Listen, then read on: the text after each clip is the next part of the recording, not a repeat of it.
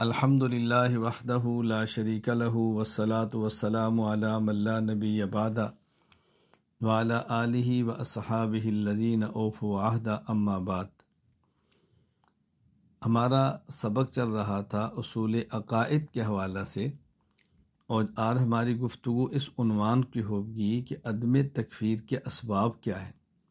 یعنی عدم تکفیر کے اسباب کا معنی یہ ہے کہ اگر کسی شخص پہ کفر کا فتویٰ لگانا ہے تو یہ ضروری ہے کہ اس آدمی میں جو اس نے بات کی ہے اس بات میں یا اس کے طرز عمل میں موانع کفر موجود نہ ہوں، یعنی کوئی ایسی چیز موجود نہ ہو جو فتویٰ کفر لگانے میں رکاوٹ بنے۔ بعض اسباب ایسے ہیں کہ جن کی بنیاد پر کفر کا فتویٰ لگتا ہے، اور بعض اسباب ایسے ہیں کہ اگر وہ موجود ہوں تو آپ کسی بندے پر کفر کا فتویٰ نہیں لگا سکتے۔ تو موانع کفر کیا ہیں؟ میں آج کے سبق میں 6 موانع کفر بیان کروں گا۔ نمبر 1 احتمال، نمبر 2 سبقت لسانی، نمبر 3 اکراہ، نمبر 4 دینی ضرورت، نمبر 5 لزوم کفر، اور نمبر 6 ارتکاب کبیرہ۔ میں اس کی ذرا تفصیل کے ساتھ اس پر بات کرتا ہوں۔ نمبر 1 احتمال، یعنی اگر کوئی مومن ایسا جملہ یا ایسا کلمہ کہہ دے کہ جس میں 100 احتمالات ہوں، ان میں 99 احتمالات کفر کے ہوں اور ایک احتمال ایمان کا ہو، تو ہم نے اس کو مسلمان کہنا ہے، اس کو کافر نہیں کہنا۔ اگر کوئی شخص ایک جملہ یا ایک کلمہ کہہ دے، اس جملہ یا اس کلمہ میں 99 احتمالات کفر کے ہوں اور ایک احتمال ایمان کا ہو، تو ہم نے اس کے بارے میں اچھا گمان رکھتے ہوئے ایمان کے احتمال کو ترجیح دینی ہے اور اس کو کافر نہیں کہنا، مسلمان ہی سمجھنا ہے۔ امام زین الدین بن ابراہیم بن محمد المعروف ابن نجیم المصری الحنفی رحمہ اللہ تعالی، وفات 970 ہجری، البحر الرائق باب احکام المرتدین کے اندر ارشاد فرماتے ہیں: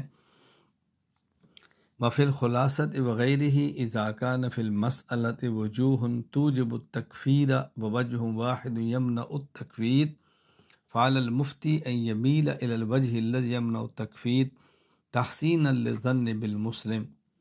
زاد فی البزازیہ الا اذا صرح بارادۃ موجب الکفر فلا ينفعه التاویل حینئذ، کہ اگر کسی مسئلہ میں کئی احتمال کفر کے اور ایک احتمال ایمان کا ہو تو مفتی کو چاہیے ایمان والے احتمال کو لے کر کفر کا فتویٰ نہ دے، اس لیے کہ مسلمان کے بارے میں اچھا گمان رکھنا چاہیے۔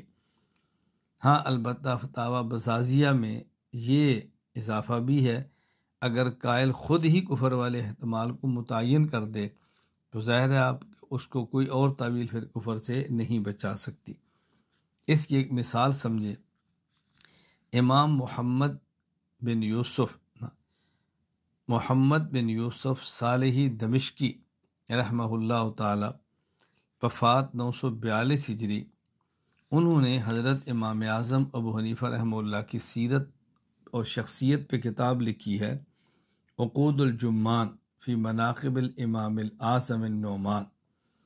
اس میں ایک واقعہ لکھا ہے کہ ایک شخص حضرت امام اعظم ابو حنیفہ رحمہ اللہ سے شدید بغض رکھتا تھا، اور وہ امام اعظم ابو حنیفہ رحمہ اللہ کی خدمت میں آیا اور اس نے آ کر حضرت امام صاحب سے ایک عبارت کے بارے میں پوچھا کہ ایک شخص ہے جو یہ کہتا ہے، یہ کہتا ہے، یہ کہتا ہے، اس کے بارے میں آپ کیا کہتے ہیں؟ وہ مسلمان ہے یا کافر ہے؟ اس نے جو عبارت پیش کی، ذرا وہ عبارت سن لیں۔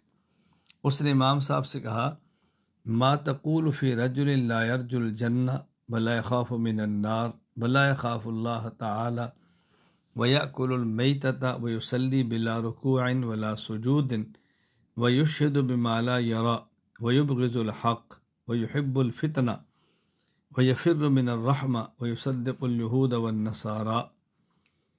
ایک شخص ایسا ہے جو جنت کی امید نہیں کرتا اور آگ سے، جہنم سے نہیں ڈرتا، اور وہ اللہ سے خوف نہیں کھاتا، مردار کو کھاتا ہے، بلا رکوع بلا سجدہ نماز پڑھتا ہے، اور گواہی اس کی دیتا ہے جو جس کے پاس موجود نہیں تھا، بن دیکھے گواہی دے دیتا ہے، حق کو ناپسند کرتا ہے، فتنے سے محبت کرتا ہے، رحمت سے دوڑتا ہے، یہود اور نصارہ کی تصدیق کرتا ہے کہ یہ ٹھیک کہتے ہیں، اس کے بارے میں آپ کیا کہتے ہیں، مسلمان ہے یا کافر ہے؟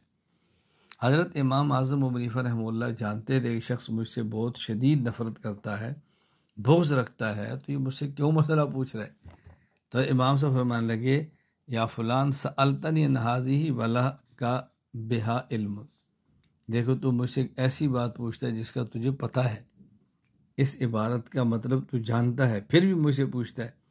اس نے کہا لا، میں نہیں جانتا، وَلَكِنْ لَمْ أَجِدْ شَيْئًا هُوَ أَشْنَىٰ مِنْ هَٰذَا فَسَأَلْتُكَ عَنْهُ، میں سمجھتا ہوں کہ اس سے زیادہ قبیح اور گندا جملہ اور کوئی نہیں ہو سکتا، میں نے اس لیے آپ سے فتویٰ طلب کیا کہ جو شخص ایسی باتیں کہیں اس کے بارے میں آپ کی رائے کیا ہے؟ حضرت امام صاحب رحمۃ اللہ علیہ نے پہلے اپنے شاگردوں سے پوچھا، ما تقولون فی ھذا الرجل، اس شخص کے بارے میں تمہاری کیا رائے ہے جو یہ جملہ کہ وہ کیسا ہے؟ تو شاگردوں نے کہا جی شر رجل ھذی صفات کافر، یہ شخص بہت بدترین انسان ہے اور یہ کفار کی صفات ہے۔ فتبسم ابو حنیفہ، حضرت امام صاحب رحمۃ اللہ علیہ مسکرا پڑے اور وہ فرمانے لگے اپنے شاگردوں سے، ہوا من اولیاء اللہ تعالی حقاً، یہ یقیناً اللہ تعالیٰ کے اولیاء میں سے ہے۔ پھر امام صاحب نے اس آدمی سے کہا، ان انا اخبرتک انہ من اولیاء اللہ حقاً، اگر میں تجھے یہ کہوں کہ یہ شخص ولی ہے اور کافر نہیں ہے تو یہ بتا کہ تکف عنی شر لسانک، تو جو اپنی زبان سے مجھے تکلیف دیتا ہے تو یہ میرے خلاف اپنی زبان استعمال کرنا چھوڑے گا؟ بلا تم لی علی الحفظۃ ما یضرک، اور میرے خلاف بول کے تو اپنے نامہ اعمال کو خراب کرتا ہے اور ایسے جملے کہتا ہے جو تجھے ہی نقصان دیں گے، تو یہ ساری حرکتیں تو چھوڑ دے گا اگر میں تجھے بات سمجھا دوں کہ یہ پھر بھی مومن ہے؟ اس نے کہا جی ہاں۔ امام سے فرمایا کہ یہ جو تو نے کہا نا، وہ شخص انہ لا یرجو الجنہ بلا یخاف من النار، وہ جنت کی امید نہیں رکھتا، جنت کی خواہش نہیں رکھتا اور جہنم سے نہیں ڈرتا، اس کا معنی یہ ہے کہ وہ جنت کی بجائے رب الجنت کی خواہش رکھتا ہے اور نار کی بجائے رب النار سے ڈرتا ہے، جہنم کے رب سے ڈرتا ہے، جہنم سے نہیں، جہنم کے رب سے۔ اور یہ امام سے اس کی بات فرمائی، اور فرمائی جو تو نے کہا یأکل المیتۃ، وہ مردار کو کھاتا ہے، اس کا معنی یہ ہے فَأَكْلُ السَّمَكْ، وہ مچھلی کو کھاتا ہے، ظاہر مچھلی ذبح تو نہیں کی جاتی۔ اور یہ جو کہا یصلی بلا رکوع ولا سجود، کہ وہ رکوع اور سجدہ نہیں کرتا، اس کا مطلب نماز جنازہ پڑھتا ہے جس میں رکوع اور سجدہ نہیں ہے۔ اور یہ جو تو نے اشہد بما لم یرا، جو نہیں دیکھا اس کی گواہی دیتا ہے، اس کا معنی وہ یہ کہتا ہے اشہد ان لا الہ الا اللہ واشہد ان محمدًا عبدہ ورسولہ، اسے نہ ہی اللہ کو دیکھا ہے نہ ہی اللہ کے رسول صلی اللہ علیہ وسلم کو اس نے دیکھا ہے، اور ان کی گواہی دیتا ہے۔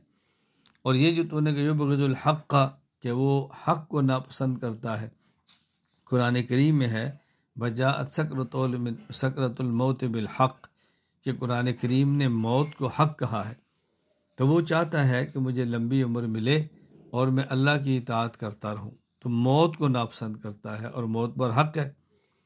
اور یہ جو تو نے یحب الفتنہ، کہ وہ فتنے سے پیار کرتا ہے، محبت کرتا ہے، اس کا معنی ہے کہ مال اور اولاد سے پیار کرتا ہے، اور اللہ تعالیٰ نے قرآن کریم میں فرمایا انما اموالکم و اولادکم فتنہ، تمہارے مال اور تمہاری اولاد تمہاری فتنہ اور آزمائش ہے۔ اور یہ جو تو نے کہا فر من الرحمہ، وہ رحمت سے دوڑتا ہے، اس کا معنی وہ بارش سے دوڑتا ہے۔ اور یہ جو تو نے کہا صدق الیہود والنصارى، کہ یہود اور نصارہ کے بارے میں کہتا ہے کہ یہ دونوں ٹھیک کہتے ہیں، اس کا مطلب قرآن کریم میں اللہ تعالیٰ فرماتے ہیں وقالت الیہود لیست النصارى علی شیء، یہود نے کہا کہ جو عیسائی ہیں یہ باطل ہیں، وقالت النصارى لیست الیہود علی شیء، اور عیسائی کہتے ہیں کہ یہودی باطل ہیں، وہ کہتا ہے کہ دونوں ٹھیک کہتے ہیں، یعنی یہودی کہتے ہیں عیسائی باطل ہے، بالکل ٹھیک ہے عیسائی باطل ہے، اور نصارہ اور عیسائی کہتے ہیں کہ یہودی باطل ہے، یہ بھی ٹھیک ہے اس لیے کہ وہ بھی باطل ہے، یہ معنی اس کا۔ تو حضرت فرماتے ہیں فقام الرجل، یہ آدمی کھڑا ہوا، وقبل راسا، اور امام صاحب کے سر کا بوسہ دیا اور کہا اشہد انک الحق، میں اعتراف کرتا ہوں کہ ابو حنیفہ تو برحق ہے۔ اب دیکھیں بظاہر دیکھیں تو اس میں احتمالات کفر کے تھے، لیکن جب غور کیے تو پتہ چلا کہ ایمان کا احتمال موجود ہے، تو امام صاحب نے ایسے بندے کافر نہیں کہا بلکہ مسلمان کہا ہے۔ یہاں ایک خدشہ، ایک شبہ اور اس کا جواب بھی سماعت فرما لیں۔ شبہ یہ ہے کہ بہت سارے لوگ اس عبارت کا معنی یہ سمجھتے ہیں اگر ایک آدمی میں 99 اسباب کفر کے ہوں اور ایک سبب ایمان کا ہو تو اس کو مومن کہیں گے، کافر نہیں کہیں گے۔ اگر کسی آدمی کے اندر 99 وجوہ کفر کی ہوں اور ایک وجہ ایمان کی ہو تو اس کو مومن کہیں گے، کافر نہیں کہیں گے۔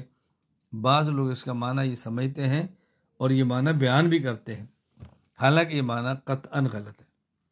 یہ جو فقہا نے فرمایا کہ اگر ایک شخص کو ایسا کلمہ کہے کہ جس میں 99 احتمال کفر کیوں اور ایک احتمال ایمان کا تو اس کو مومن سمجھے گے، یہ اس آدمی کے بارے میں ہے کہ جو بندہ مومن ہے، جس کے سارے عقیدے درست ہیں، سارے کلمات درست ہیں، اس کا کوئی بھی عقیدہ خراب نہیں۔ ہاں ایک جملہ اس نے ایسا کہا ہے، اس جملے میں 99 احتمال کفر کے تھے، ایک احتمال ایمان کا تھا، تو ہم اس کو مومن سمجھیں گے، کافر نہیں سمجھیں گے، الا کہ وہ خود کہہ دے کہ میری مراد ہی اسے یہ معنی تھا جو کفر والا ہے، تو پھر ہم اس کو کافر کہنے سے یا فتوی تکفیر سے اس کو نہیں بچا سکتے۔ یہ بات اچھی طرح ذہن نشین فرما لیں۔ ایک ہے کسی بندے میں 99 کفر کے سبب ہونا اور ایک ایمان سبب کا ہونا، ایک سبب ایمان کا ہونا، یہ کافر ہے۔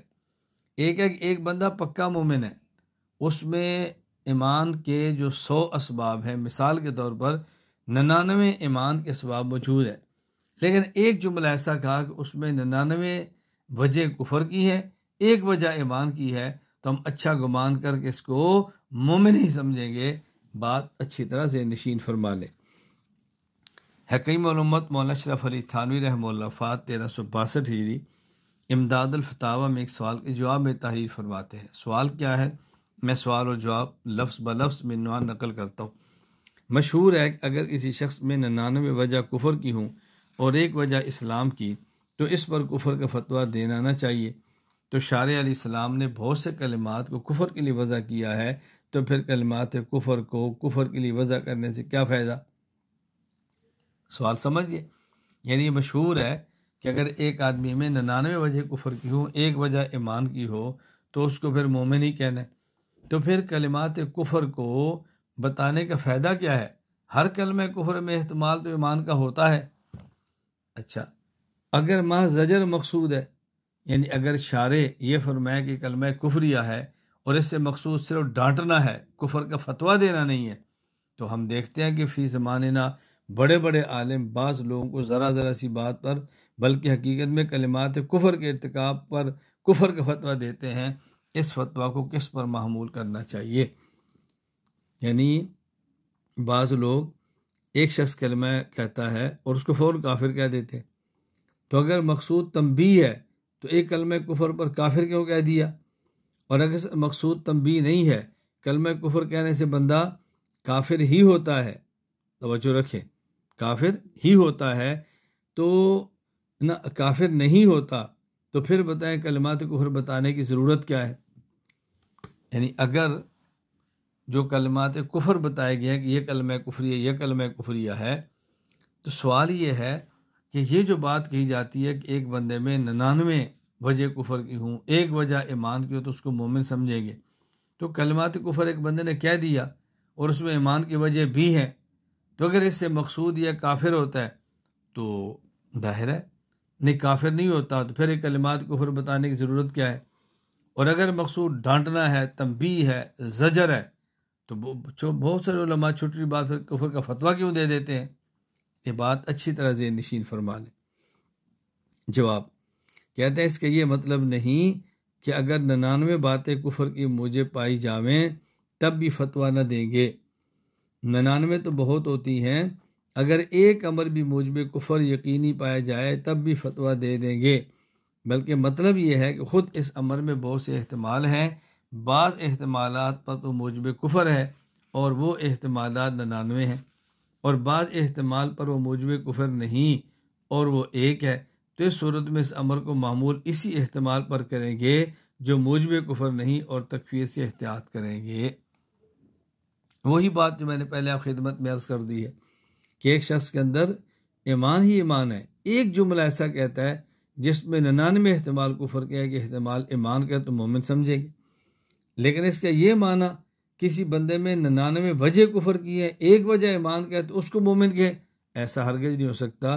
دنیا میں ہر کافر میں کوئی نہ کوئی بات تو ایمان والی ہوتی ہے، تو اس کا معنی یہ تو ہوگا پھر دنیا میں کافر ہی کوئی نہیں ہوگا۔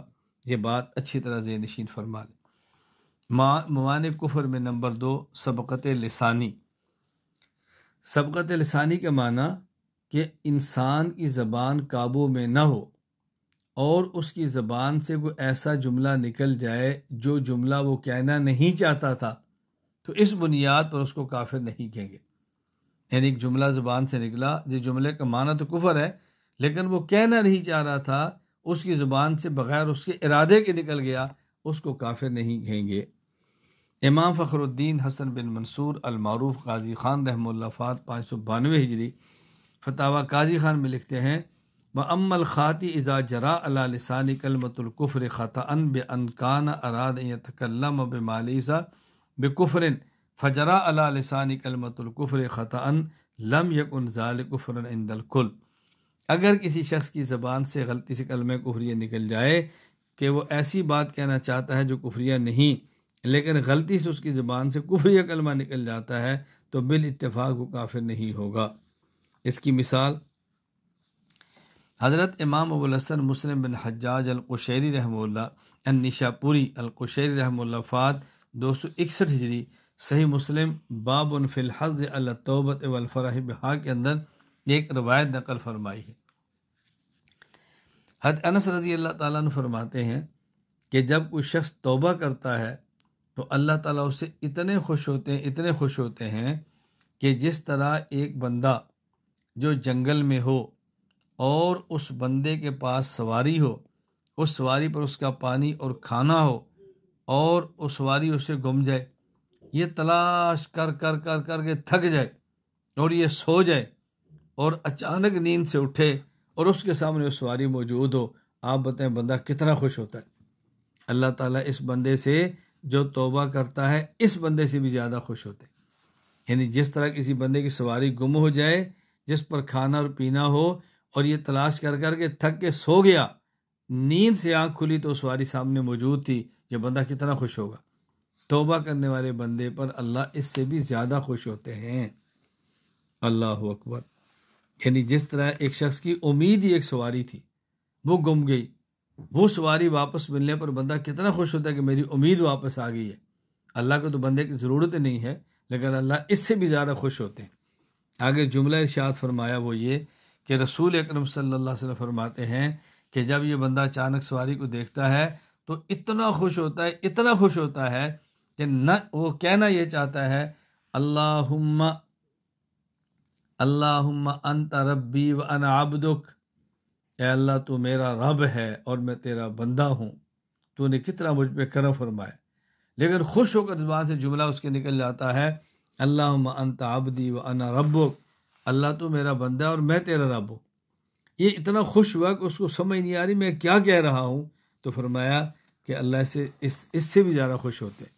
اب یہ دیکھو جملہ وہ کہا کہ جو بظاہر کلمہ کفریہ ہے کہ کوشش یہ ہے کہ اللہ تو میرا بندہ ہے اور میں تیرا رب ہوں، یہ تو کلمہ کفری ہے نا، لیکن اس کا مقصد یہ نہیں تھا، یہ کہنا چاہ رہا تھا کہ اللہ تو میرا رب ہے اور میں تیرا بندہ ہوں، لیکن اتنا خوش ہوا کہ اس کو احساس ہی نہیں ہوا کہ میں اپنی زبان سے کیا کہہ رہا ہوں۔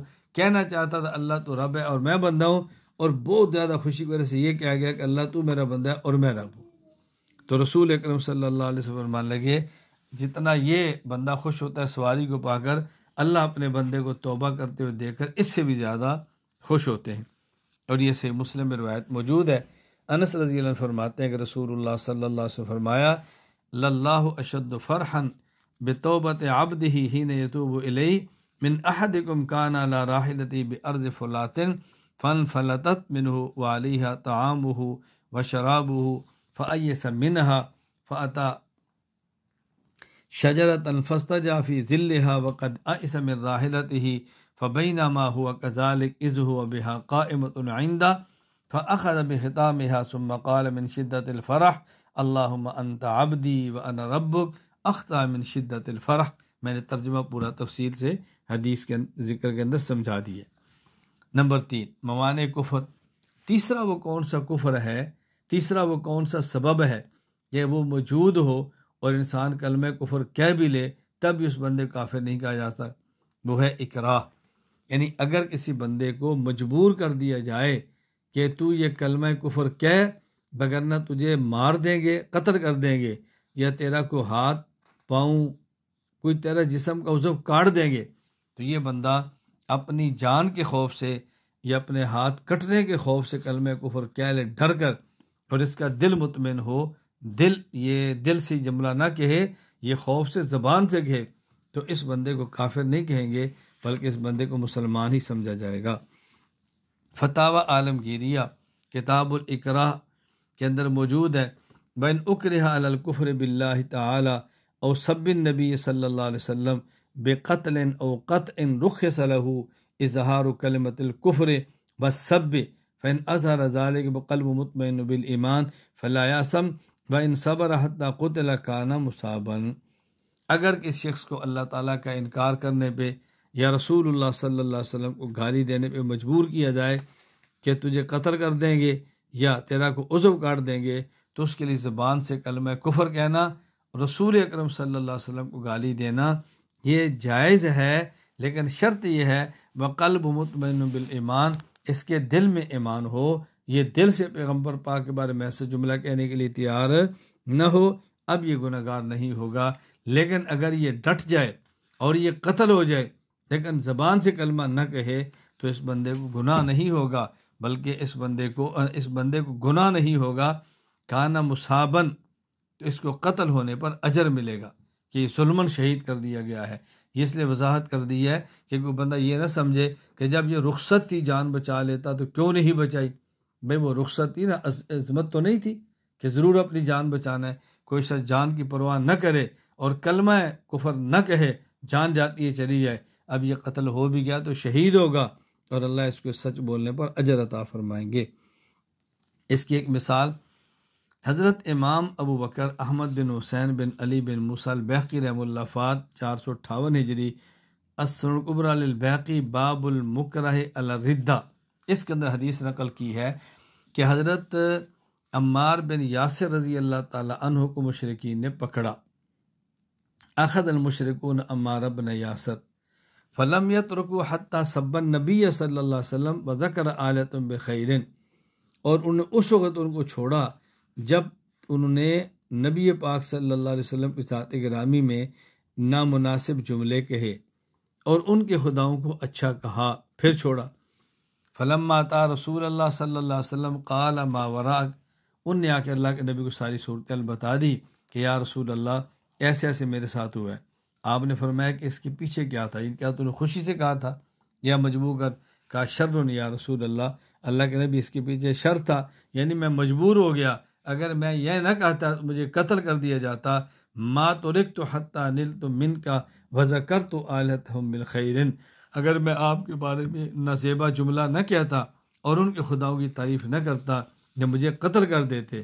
آپ نے فرمایا کیف تجد قلبک، اس وقت تیرے دل کی حالت کیا تھی؟ کا مطمئن بالایمان، اللہ کے نبی میرا دل مطمئن تھا اللہ اور آپ کی ذات کے بارے میں۔ فرمایا ان عادو فعود، اگر یہ دوبارہ تجھے مارے نا میرے بارے میں یا اللہ کے بارے میں کوئی جملہ کہنے پر تو کہہ دینا، مار سے بچنا یعنی جان سے اپنی بچا لینا اور یہ کہہ دینا۔ اب دیکھو رسول اکرم صلی اللہ علیہ وسلم نے رخصت عنایت فرمائی۔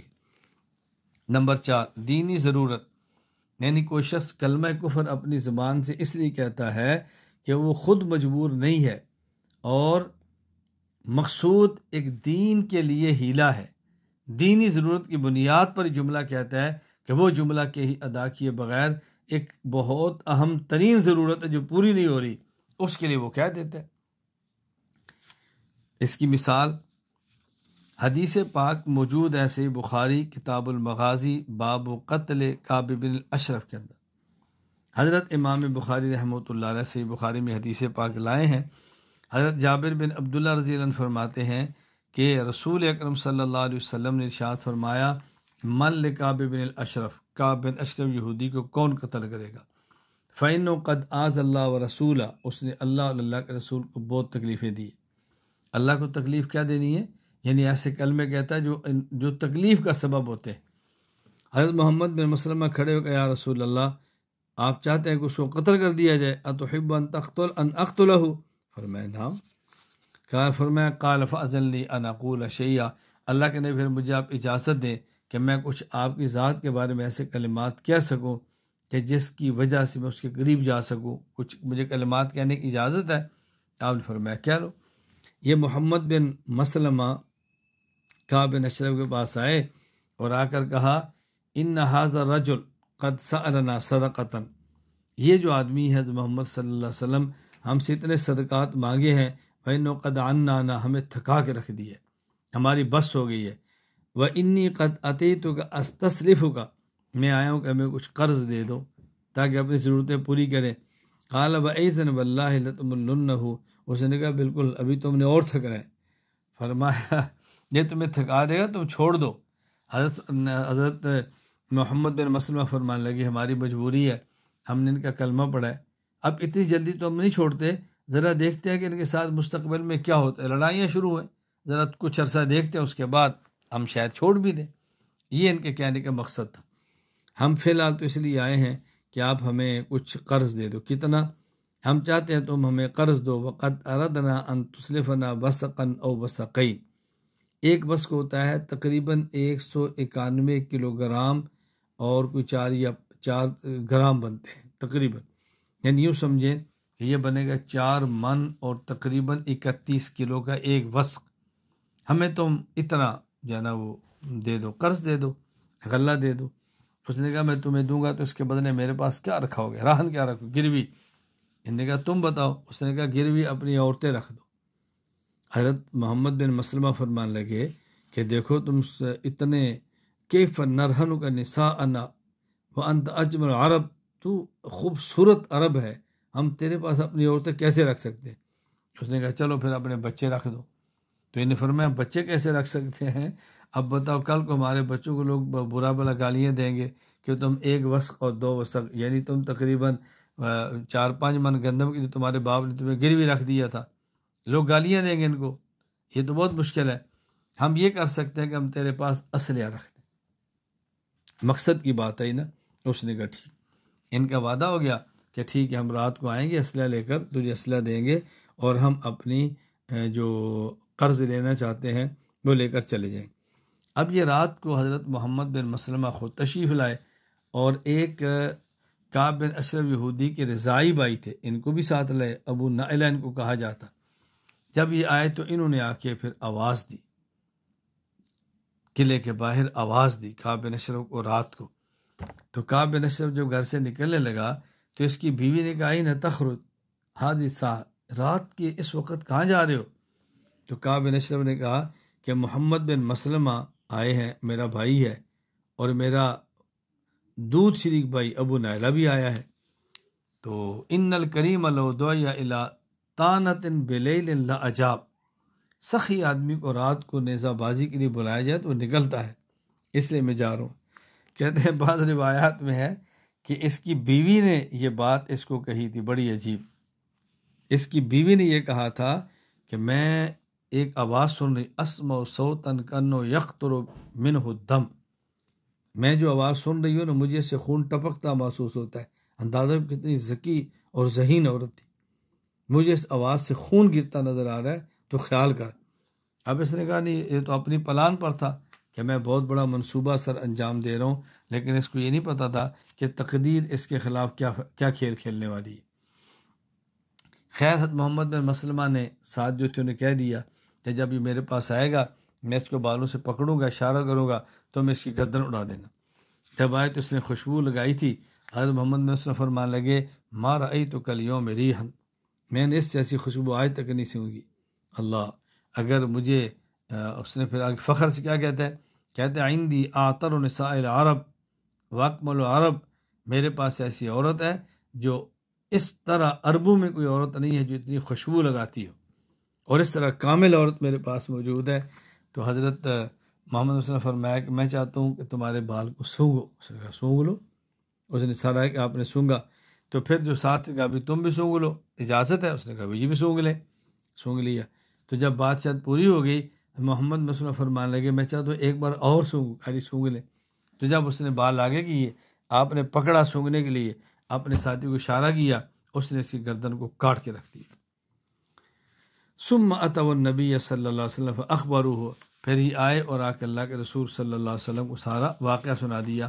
اب دیکھیں کعب بن اشرف یہودی تک پہنچنے کے لیے حضرت محمد بن مسلمہ نے یہ کلمہ اپنی زبان سے کہا کہ محمد آئے ہیں، ہم سے صدقے مانگتے ہیں، ہم میں سے تنگ آ گئے ہیں، یہ کلمہ کفریہ ہے، لیکن آپ نے دینی ضرورت کے لیے کہا تھا، اس لیے صحابی رسول ہیں، ان پر کفر کے فتوے کا سوال ہی پیدا نہیں ہوتا۔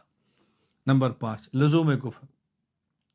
لزوم کفر کا معنی یہ ہے کوئی شخص اپنی زبان سے ایسا جملہ کہے کہ وہ جملہ کفریہ نہ ہو لیکن اس کا نتیجہ کفر نکلتا ہو، یعنی وہ جملہ کہنے سے کفر لازم آ رہا ہو لیکن وہ موجب کفر نہ ہو، تو محض کفر کے لازم آنے کی وجہ سے بندے پر فتویٰ نہیں دیں گے کہ یہ بندہ کافر ہے۔ چنانچہ علامہ محمد امین بن عمر بن عبدالعزیز ابن عابدین شامی رحمہ اللہ وفات 252 ہجری، رد المختار فتاوی شامیہ میں لکھتے ہیں ان لازم المذہب لیس بمذہبہم، کسی نظریے سے لازم آنے والی چیز یہ اصل نظریہ نہیں کہلائی جا سکتی۔ اس کی مثال کیا دی ہے کہ جس طرح معتزلہ کا اہل سنت والجماعت سے کئی ایک عقائد میں اختلاف ہے، وہ عقائد کفریہ تو نہیں ہے لیکن اس سے کفر لازم آتا ہے، تو اس بنیاد پر معتزلہ کو آج تک ہمارے اکابر نے کافر نہیں کہا۔ یہ بات اچھی طرح ذہن نشین فرما لیں۔ چنانچہ علامہ محمد امین بن عمر بن عبدالعزیز ابن عابدین شامی رحمہ اللہ وفات 252 ہجری، یہ رد المختار میں لکھتے ہیں وَإِن وَقَعَ إِلْزَامًا فِي الْمَبَاحِثِ مَعْنَاهُ وَإِن وَقَعَ التَّصْرِيحُ بِكُفْرِ الْمُعْتَزِلَةِ وَنَحْوِهِمْ عِنْدَ الْبَحْثِ مَعَهُمْ فِي رَدِّ مَذْهَبٍ بِأَنَّهُ كُفْرٌ أَيْ يَلْزَمُ مِنْ قَوْلِهِمْ بِكَذَا الْكُفْرِ وَلَا يَقْتَضِي ذَلِكَ كُفْرَهُمْ۔ جب معتزلہ سے بحث کرتے ہوئے ایک وقت آتا ہے کہ اس وقت معتزلہ کا نظریہ ایسا ہوتا ہے جسے کفر لازم آ رہا ہوتا ہے لیکن وہ کفر ہوتا نہیں ہے، اس بنیاد پر ہم کہتے ہیں کہ معتزلہ پر فتوی کفر نہیں لگایا جاتا۔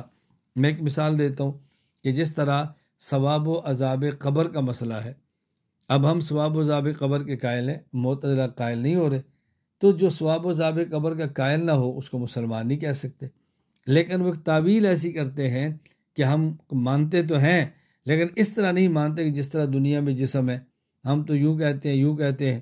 تو اہل سنت والجماعت نے ایک تعبیر دی ہے کہ جسم یہاں پہ ہے، روح السجین کے اندر ہے، یا مومن روح الین میں 7 آسمانوں سے اوپر ہے، اور اس جسم کے تعلق کو جوڑ کر اس قدر حیات دی جاتی ہے کہ جیسے کافر ہے تو عذاب اور مومن ہے تو ثواب، کافر ہے تو دکھ اور مومن ہے تو سکھ محسوس کرتا ہے، یہ کسی قدر حیات ملتی ہے۔ اب وہ لوگ کیا کہہ دیتے ہیں آج کے دور کے معتزلی کہ جی ہم مانتے ہیں، کیوں نہیں مانتے، لیکن وہ بیان اس طرح کرتے ہیں کہ روح جسم کا کوئی کسی بھی قسم کا تعلق نہیں۔ جب روح جسم کا کسی بھی قسم کا تعلق نہیں ہے تو پھر ثواب و عذاب کس بات کا ہوگا؟ ثواب و عذاب میں اتنا تعلق ماننا تو ضروری ہے نا کہ جس سے راحت محسوس ہو یا تکلیف محسوس ہو، لیکن وہ کہتا ہے نہیں، ہم تو ثواب و عذاب قبر مان رہے ہیں۔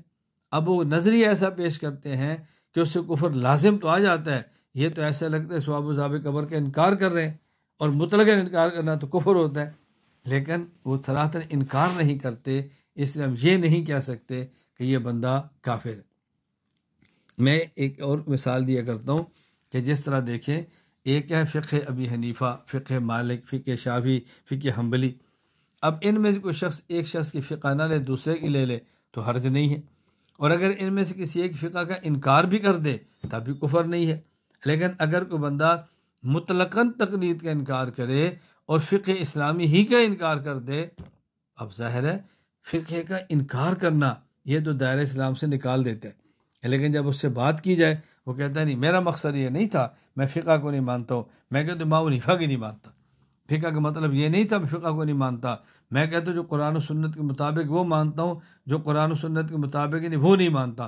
جب کھل کر بات کرے گا تعویل ایسی کرے گا، لیکن جب دیکھیں گے تقاریر وہ ہر قسم کی فقہ کا انکار کرتا چلا جائے گا، کبھی قیاس کا مذاق، کبھی فقہ کا مذاق، کبھی اجماع کا مذاق، کبھی ائمہ کا، تو ایسی بات ہے کہ جس سے کفر لازم آتا ہے، لیکن اس سے کفریہ عقیدہ ان کے چکے نہیں ہے، اس لیے ہم اس بنیاد پر ان کو کافر نہیں کہتے۔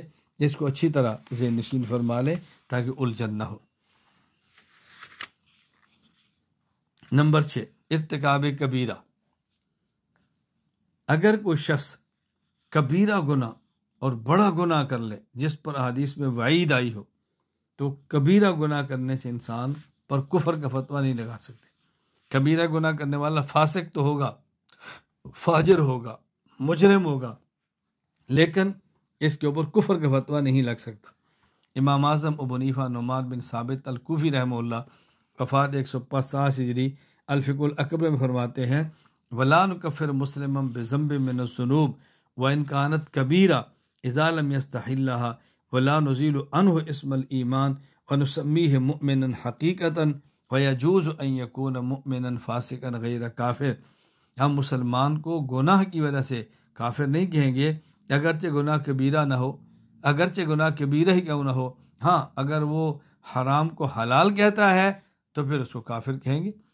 اب ظاہر ہے ایک ہے مسئلہ حرام کو حرام سمجھ کر حرام کا ارتکاب کرنا، اور ایک ہے جس کی حرمت نص قطعی سے ثابت ہو اس کو حلال کہہ دینا، یہ دونوں میں بہت بڑا فرق ہے۔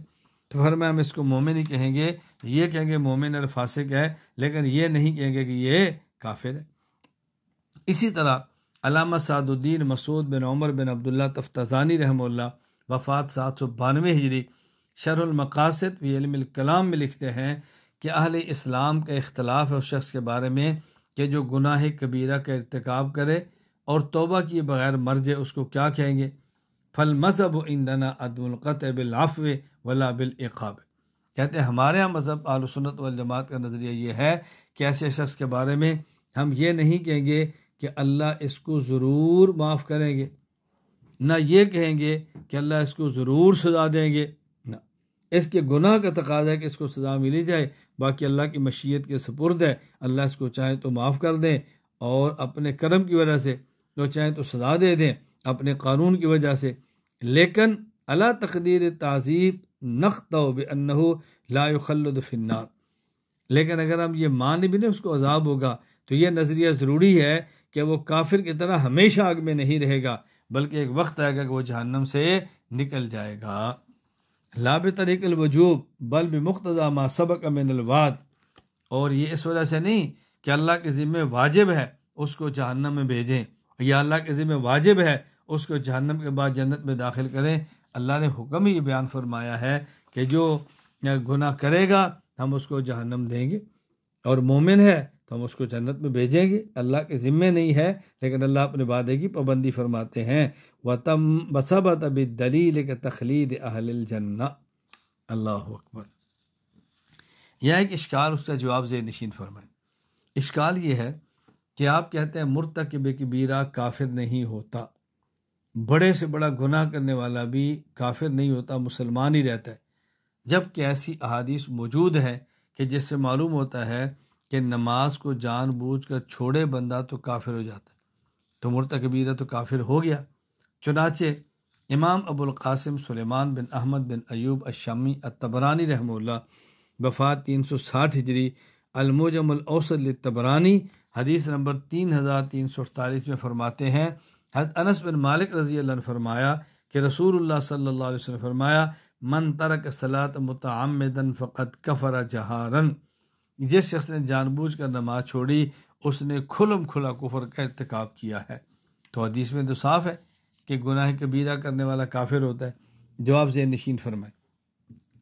یہ جو رسول اکرم صلی اللہ علیہ وسلم نے فرمایا من ترک صلاۃ متعمدن فقط کفر جہارن، جس نے جان بوجھ کر نماز چھوڑی اس نے کفرا، اس کا معنی یہ ہوتا ہے اس نے کافروں والا کام کیا، یعنی جس شخص نے جان بوجھ کے نماز چھوڑی وہ کافر نہیں ہوا، اس نے کافروں والا کام کیا۔ جس طرح ہم کہتے ہیں کہ زنا کرنا مسلمان کا کام نہیں، کافر کا کام ہے، اس کا معنی یہ نہیں ہے کہ زنا کرنے سے مسلمان کافر ہو جائے گا۔ بھائی چوری کرنا مسلمان کا کام نہیں، کافروں کا کام ہے، اس کا معنی یہ نہیں کہ چوری کرنے سے کافر ہو جائے گا، یعنی کام اس کا جو کافر ہے لیکن کر اس کام کو مسلمان بھی رہا ہے۔ جس طرح بڑے خاندان کے بیٹا کو جرم کرے تو اس کا باپ کہتا ہے کہ بیٹا اپنے خاندان کو دیکھ لیتا، ہمارے خاندان والے کام نہیں کرتے، یہ تو فلاں گھٹیا والوں کا کام ہے۔ تو اس کا معنی یہ نہیں ہوتا کہ وہ اس جرم کرنے سے بندہ بڑے خاندان سے نکل جاتا ہے، ہاں یہ اس خاندانی لوگوں کا کام نہیں ہے۔ دوسرا جواب یہ ہے کہ یہ وعید ایسے شخص کے لیے ہے جو نماز کا انکار کرتا ہے۔ ایک ہے نماز کو مانتا ہے اور پھر نہیں پڑھتا، اور ایک ہے نماز مانتا ہی نہیں، یہ حکم اس کے لیے۔ جواب نمبر 3 یہ ہے، یہ بیعت پر انجام کیا ہے، یعنی جو شخص نماز کو چھوڑے گا ممکن ہے اس کا خاتمہ کفر پر ہو، یعنی آہستہ آہستہ ایک مرتبہ چھوڑی سیاہ نکتہ لگ گیا، پھر چھوڑی پھر سیاہ نکتہ، پھر چھوڑی پھر سیاہ نکتہ، ایک وقت آتا ہے کہ اس کا دل اتنا سیاہ ہو جاتا ہے اس کو توبہ کی توفیق نہیں ملتی، تو ڈر ہے کہ کہیں یہ کفر تک اس کو نماز کو چھوڑنا نہ لے جائے۔ جواب نمبر 4، چوتھا جواب یہ ہے کہ جو شخص جان بوجھ کے نماز چھوڑتا ہے اس کا کفر پر مرنے کا خدشہ ہے، کفر پر مرنے کا خدشہ ہے، یعنی ایک آدمی نماز نہیں پڑھ رہا تو خدشہ ہے کہ ایسا وقت نہ آئے کہ رفتہ رفتہ نماز کا انکار کر بیٹھے، خدشہ ہے۔ یہ بات اچھی طرح ذہن نشین فرمائے۔ ملا علی بن سلطان محمد القاری رحمہ اللہ تعالی، وفات 1014 ہجری، مرقات المفاتی شرح مشکات المصابیح میں فرماتے ہیں قلت ونعم الرأی ابی حنیفہ، بہترین رائے امام ابو حنیفہ رحمہ اللہ تعالیٰ کی ہے، یعنی وہ مرتکب کبیرہ کو کافر نہیں کہتے۔ کیوں؟ اذ الاقوال باقیہا ضعیفہ، کہتے باقی اقوال کمزور بہت ہے۔ ثم من التاویلات ان یکون مستحلا لترکہا، پھر اس حدیث کے اندر تعویلات بہت ہیں، یہ جو کافر کہا ہے تو حلال سمجھنے والوں کو کافر کیا ہے کہ جو نماز کو چھوڑنا حلال سمجھتے ہیں۔ او ترکہا یؤدی الی الکفر، یا بتایا کہ اس کا چھوڑ دینا انسان کو کفر تک پہنچا دیتا ہے۔ فإن المعصیۃ برید الکفر، کہتے اس لیے گناہ یہ کفر کا ڈاک ہے، کفر کی ڈاک ہے۔ اللہ اکبر۔ او یخشا علی تارکہا ان یموت کافرا، کہتے ہیں یا ڈر ہے کہ یہ بندہ نماز چھوڑنے والا کہ کفر پہ مر نہ جائے۔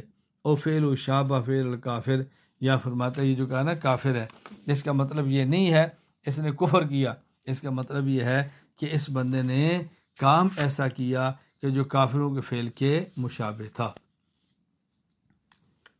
فتوی تکفیر میں احتیاط، کسی شخص کو کہتے کافر کہتے وقت بہت زیادہ احتیاط کی ضرورت ہے۔ فتوی تکفیر میں کبھی بھی جلد بازی نہ کریں، اس لیے کہ کسی شخص کو کافر کہنے کا مطلب یہ ہے اب اس کو سلام السلام علیکم کہنا جائز نہیں۔ کسی شخص کو کافر کہنے کا مطلب یہ ہے اس سے دل سے محبت کرنا جائز نہیں۔ کسی کو کافر کہنے کا معنی یہ ہے اب اس سے کسی مسلمان کا نکاح کرنا جائز نہیں۔ کسی شخص کو کافر کہنے کا معنی یہ ہے اگر پہلے اس کا نکاح کسی مسلمان سے تھا اب اس کا نکاح اس سے ختم ہو گیا۔ کسی کو کافر کہنے کا معنی یہ ہے اگر یہ مر جائے تو اس کا نماز جنازہ نہیں پڑھا جائے گا۔ کسی کو کافر کہنے کا معنی یہ ہے اگر یہ مر جائے تو اصالہ ثواب نہیں کیا جائے گا۔ کسی کو کافر کہنے کا معنی یہ ہے کہ موت کے بعد اس سے استغفار اور اس کے گناہوں کی معافی مانگنا یہ نہیں کیا جائے گا۔ کسی کو کافر کہنے کا معنی یہ ہے کہ ایسے شخص کو مسلمانوں کے قبرستان میں دفن کرنا جائز نہیں۔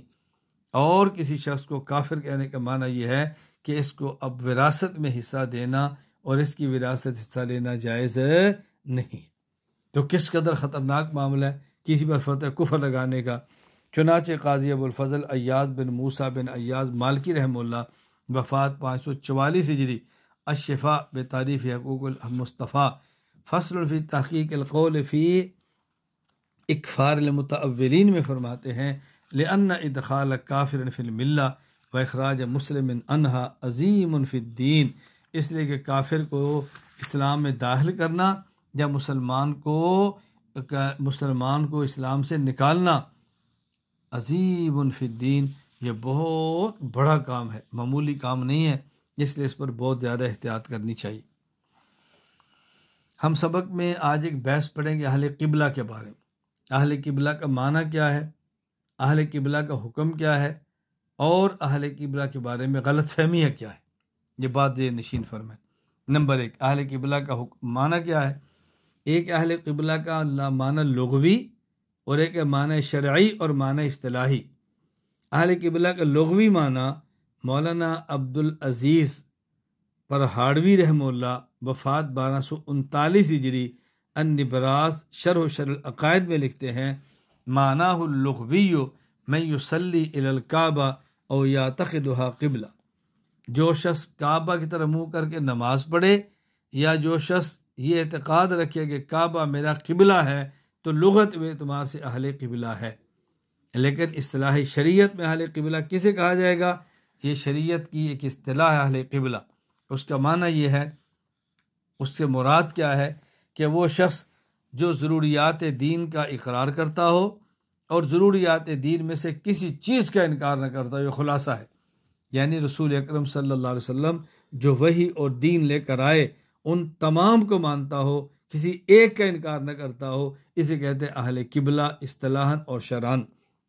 چنانچہ مولانا عبدالعزیز پرہاڑوی رحمہ اللہ وفات 1239 ہجری النبراس شرح العقائد میں فرماتے ہیں فی اصطلاح المتکلمین من یصدق بضروریات الدین ای الامور التي علم ثبوتها فی الشرع واشتهر فمن انکر شیئا من الضروریات كحدوث العالم وحشر الاجساد بعلم اللہ تعالی بالجزئیات وفرضیت الصلاۃ والصوم لم یکن من اہل القبلہ۔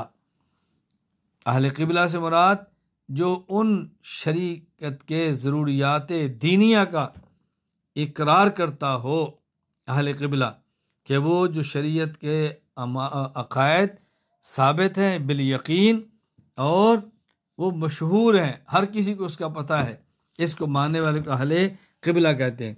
اور اگر کوئی ضروریات میں سے کسی کا انکار کرتا ہے، عالم کو قدیم مانتا ہے اور وہ قیامت کے دن حساب کا قائل نہیں ہے، آدمی کو اٹھنے کا قائل نہیں ہے، اور اللہ تعالیٰ ہر ایک چھوٹی سے چھوٹی چیز کو جانتے ہیں، اس کا یہ عقیدہ نہیں ہے، اسی طرح کوئی نماز یا روزے کا انکار کرتا ہے، لم یکم من اہل القبلہ، یہ شخص اہل قبلہ میں نہیں ہو سکتا۔ ولو کان مجاہدا فی الطاعات، اگرچہ بہت زیادہ عبادت کرے، بکذالک من باشر شیئا من امارات التکذیب، اسی طرح وہ شخص جو شریعت کے اعتقادیات میں سے کسی کا انکار کر دے، کہا وہ بھی مومن نہیں ہو سکتا۔ کس طرح کہ سجود صنم بل احانت بامر شرعی، کوئی سجدہ کر لیتا ہے بتوں کو، یہ بھی اہل قبلہ نہیں ہے۔ کوئی شخص شریعت کے کسی معاملے کی توہین کرتا ہے، یہ بھی اہل قبلہ نہیں ہے۔ کوئی شخص شریعت کے حکم کے استہزاء، مذاق اور ٹھٹھا کرتا ہے، یہ بھی قبلہ نہیں، یہ بھی اہل قبلہ میں سے نہیں ہے۔ فلیس من اہل القبلہ، اس کو اچھی طرح ذہن نشین فرما لیں۔ اہل قبلہ کا حکم، اہل قبلہ مومن ہے اور اہل قبلہ کو کسی گناہ کی وجہ سے کافر نہیں کہہ سکتے۔ امام ابو جعفر احمد بن محمد طحاوی رحمہ اللہ وفات 321 ہجری العقیدۃ الطحاویہ میں فرماتے ہیں وَلَا نُكَفِّرُ أَحَدًا مِّنْ أَهْلِ الْقِبْلَةِ بِذَنبٍ مَا لَمْ يَسْتَحِلَّ، اہل قبلہ کو ہم کسی گناہ کی وجہ سے کافر نہیں کہتے، ہاں اگر اس گناہ کو حلال سمجھے تو پھر وہ مسلمان نہیں ہوگا۔ یہاں ایک بات اچھی طرح سمجھ لیں، ایک شبہ اس کو دور کر دیں اچھی طرح، کہ یہ جو ہم کہتے ہیں کہ اہل قبلہ کا حکم یہ ہے، ہم اہل قبلہ کو مسلمان کہتے ہیں، اہل قبلہ کی تکفیر نہیں کرتے۔ اس کا مطلب کیا ہے کہ اہل قبلہ کو کافر نہ کہا جائے؟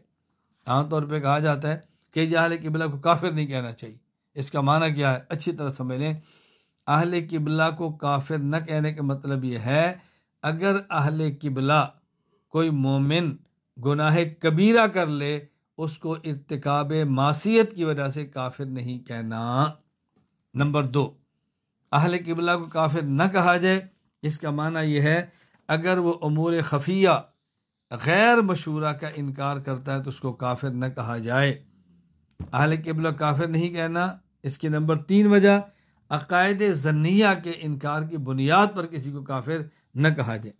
چنانچہ مولانا عبدالعزیز پرہاڑوی رحمہ اللہ وفات 1239 ہجری النبرات شرح العقائد میں فرماتے ہیں ومعنی عدم تکفیر اہل قبلہ اللہ یکفر بارتکاب المعاصی ولا بانکار الامور الخفیہ غیر المشہورہ، کہ اہل قبلہ کافر نہ کہنے کا معنی یہ ہے ارتکاب معاصی کی وجہ سے کافر نہ کہیں، اور اگر امور خفیہ کا انکار کرتا ہے اس بنیاد پر اس کو کافر نہ کہا جائے۔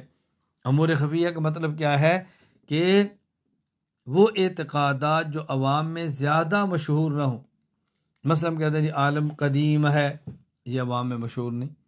ہم کہتے ہیں اللہ کا کلام غیر مخلوق ہے، یہ عوام میں مشہور نہیں۔ ہم کہتے ہیں کہ اللہ کا کلام قدیم ہے، اب یہ عوام میں مشہور نہیں۔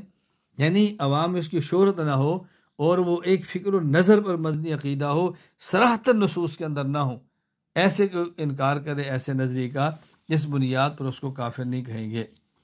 دوسری بات یہ اچھی طرح سمجھ لیں کہ جو مولانا فرہاڑوی نے فرمایا کہ امور خفیہ غیر مشہورہ کا انکار کرے، یہ امور خفیہ غیر مشہورہ امور بدیہیہ کے مقابلے میں، اس کا مطلب یہ ہے امر خفی کا انکار کرے تو کافر نہیں کہیں گے، اور بدیہی امر کا انکار کر دیں وہ اہل قبلہ رہے گا ہی نہیں۔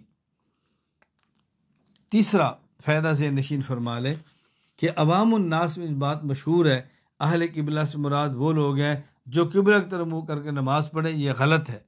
اہل قبلہ شرعی اصطلاح ہے۔ میں اس لیے بات کہتا ہوں کہ جب ہم کہتے ہیں قادیانی دائرہ اسلام سے خارج ہیں تو بعض ان پڑھ اور کم علم لوگ کہتے ہیں وہ جی اہل قبلہ ہے۔ اہل قبلہ تو کافر نہیں ہوتا۔ ہم نے کہا اہل قبلہ کا معنی یہ ہے وہ شریعت کے اعتقادات کو مانتا ہو، اگر اعتقادات شریعت کو نہیں مانتا وہ اہل قبلہ نہیں ہے، جس کو اچھی طرح ذہن نشین فرما لیں۔ آج کے سبق میں ایک اہم مسئلہ جو آپ نے سمجھنا ہے، اہم وہ مسئلہ یہ ہے کہ جن لوگوں کو اسلام کی دعوت نہیں پہنچی ان کا اخروی حکم کیا ہے۔ جن کو اسلام کی دعوت نہیں پہنچی، یعنی ایک شخص کے پاس کوئی نبی نہیں آیا، اس کے پاس اللہ کا قرآن نہیں پہنچا، اس تک مسلمان داعی نہیں پہنچا اور وہ کفر پہ مر جاتا ہے، اس کا قیامت کے دن انجام کیا ہوگا؟ یہ بہت اہم مسئلہ ہے، توجہ سے سماعت فرما لیں۔ دیکھیں، جس شخص کو دعوت اسلام نہیں پہنچی اور وہ عقیدہ توحید کے بغیر چلا گیا، یہ دو قسم کے بندے ہیں۔ نمبر 1، اس میں خود عقل تھی، نظر و فکر کی صلاحیت تھی، اس نے غور و فکر نہیں کیا، عقل کا استعمال نہیں کیا اور وہ مر گیا، یہ معذور نہیں ہوگا، یہ کفار کی طرح کافر ہوگا اور ابدالآباد جہنم کے اندر رہے گا۔ نمبر 2، ایسا شخص جس تک اسلام کی دعوت نہیں پہنچی، وہ عقیدہ توحید کے بغیر چلا گیا، اور توجہ سے بات سمجھیں، عقیدہ توحید کے بغیر چلا گیا اور اس میں نظر و فکر کی صلاحیت نہیں تھی، اس لیے وہ کفر پہ مرا، ایسے شخص کا قیامت کے دن اللہ تعالیٰ امتحان لیں گے، یعنی ان کو جہنم کی طرف بھیجیں گے اور فرمائیں گے چلو جہنم میں چلے جاؤ۔ وہ اللہ کو مان کے جہنم کی طرف دوڑ پڑیں گے تو جہنم ان کے لیے ٹھنڈی بن جائے گی، برد و سلام بن جائے گی، ان لوگوں کو عذاب نہیں ہوگا۔ یہ بات اچھی طرح ذہن نشین فرما لیں۔ ساتھ میں ایک بات اور بھی واضح کر دیتا ہوں، اگر کوئی شخص کفر پہ مرا ہے، اس کو دعوت اسلام نہیں پہنچی اور اس نے گناہ بھی کیے ہیں، تو اس کو ارتکاب معاصی کی وجہ سے عذاب نہیں ہوگا۔ نمبر 4، کوئی شخص کفر پہ مرا ہے، اس کو دعوت اسلام پہنچی ہے اور اس نے ارتکاب معاصی گناہ بھی کیے ہیں، تو اس کو کفر کی وجہ سے جہنم کا عذاب ہوگا اور ارتکاب معاصی کی وجہ سے ازدیاد عذاب ہوگا۔ دعوت اسلام پہنچی ہے، کفر پہ مرا ہے اور اس نے گناہ بھی کیے ہیں، تو کفر کی وجہ سے عذاب ہوگا، اور ارتکاب معاصی کی وجہ سے اس کو ازدیادی عذاب ہوگا۔ میں خلاصہ بیان کرتا ہوں، ذہن نشین فرما لیں۔ اگر کسی شخص کو دعوت اسلام نہیں پہنچی اور اس میں نظر و فکر اور عقل استعمال کی صلاحیت موجود تھی، اور اس نے عقل استعمال نہیں کی، غور و فکر نہیں کیا، عقیدہ توحید کے بغیر مر گیا، تو یہ جہنمی ہے، کافر ہے، اس کو جہنم کا عذاب ہوگا، ابدالآباد جہنم میں رہے گا۔ نمبر 2، ایک شخص کے بعد دعوت اسلام نہیں پہنچی، اس میں عقل نہیں تھی، غور و فکر کی صلاحیت نہیں تھی، اور یہ عقیدہ توحید کے بغیر مر گیا، اس کا قیامت کے دن اللہ امتحان لیں گے۔ اللہ فرمائیں گے جہنم کی طرف دوڑو، وہ دوڑے گا خدا کو حکم سمجھ کر، تو جہنم اس کے لیے ٹھنڈی ہو جائے گی، اور یہ عبدالآباد جہنم میں نہیں رہے گا، اور اس کو جہنم کا عذاب بھی نہیں ہوگا۔ 2 باتیں اور سمجھ لیں۔ اگر کسی شخص کے بعد دعوت اسلام نہیں پہنچی، عقیدہ توحید کے بغیر مرا ہے، اس میں عقل و فکر کی صلاحیت موجود تھی، اور گناہ کبیرہ بھی کیے ہیں، تو اس کو کفر کی وجہ سے عذاب ہوگا، گناہ کبیرہ کی وجہ سے نہیں ہوگا، اس لیے کہ ارتکاب معاصی کی بنیاد شریعت تھی کہ رک جاتا، اس کے پاس وہ شریعت نہیں، لہٰذا ارتکاب معاصی کا گناہ نہیں ہوگا۔ لیکن اگر کوئی شخص کفر پہ مرا ہے، عقیدہ توحید کے بغیر مرا ہے، اور اس کو دعوت اسلام پہنچی ہے، اور اس نے گناہ بھی کیے ہیں، تو اس کو گناہ عذاب تو ہوگا کفر کی وجہ سے، اور اس گناہ میں اضافہ ازدیادی عذاب ہوگا ارتکاب معاصی کی وجہ سے۔ اس لیے کہ جب انسان ہوتا ہے، حکم ہوتا ہے نا ایمان لاؤ، تو اس کے اندر یہ بھی ہوگا ایمان لا کے عمل بھی کرو، اور جو شخص ایمان کو چھوڑتا ہے، اس کا معنی اس کفر کی ضمن میں وہ نیک اعمال بھی چھوڑتا ہے، تو اس سے عذاب تو نہیں ہوگا، لیکن عذاب کے اندر شدت آئے گی، اشتداد عذاب ضرور ہوگا، ازدیاد عذاب ضرور ہوگا۔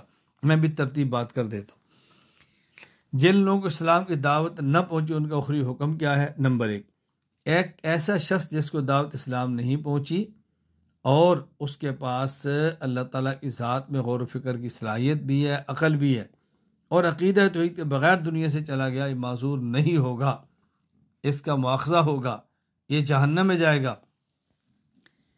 امام نظام الدین ابو یعقوب اسحاق بن ابراہیم الخراسانی الشاشی الحنفی رحمہ اللہ، وفات 335 رسول الشاشی میں فرماتے ہیں، قال ابو حنیفہ رحمہ اللہ، لو لم یبعث اللہ تعالی رسولا لوجب علی العقلاء معرفتہ بعقولہم، اگر اللہ تعالیٰ کو رسول نہ بھی بھیجتا تو صاحب عقل پر ضروری تھا اللہ کو پہچان کر اللہ پر ایمان لانا۔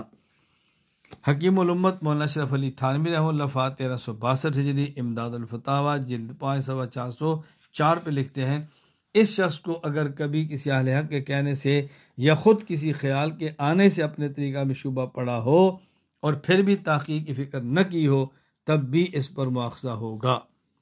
شیخ التفسیر مولانا محمد ادریس قادری رحمہ اللہ، وفات 1394 ہجری، تفسیر معرف القرآن، وما کننا معذبین حتی نبعث رسولا، اس آیت کے تحت لکھتے ہیں، کفر و شرک چونکہ امر بدیہی ہے کہ عقل و فطرت سے بھی معلوم ہو سکتا ہے، اس لیے انکار خداوندی اور شرک پر ہر حال میں مواخذہ ہوگا۔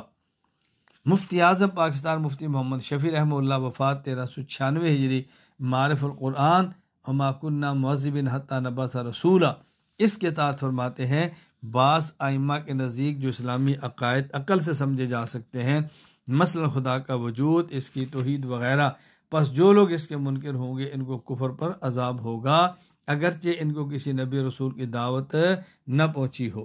یہ یاد رکھ لیں، معرف القرآن 2 ہیں، ایک معرف القرآن مفتی محمد شفیع رحمہ اللہ کی ہے، اس میں تفصیل کے ساتھ احکام بیان کیے جاتے ہیں، اور ایک معرف القرآن مولانا محمد ادریس قادری رحمہ اللہ کی ہے، اس کا طرز متکلمانہ ہے اور عقائد پر زیادہ گفتگو کی جاتی ہے۔ ایک شخص کو دعوت اسلام نہیں پہنچی اور وہ عقیدہ توحید کے بغیر دنیا سے چلا گیا، اس میں غور و فکر کرنے کی صلاحیت موجود نہیں، آخرت میں اس کا امتحان ہوگا، یہ شخص اللہ کی اطاعت کرتا ہے یا نہیں۔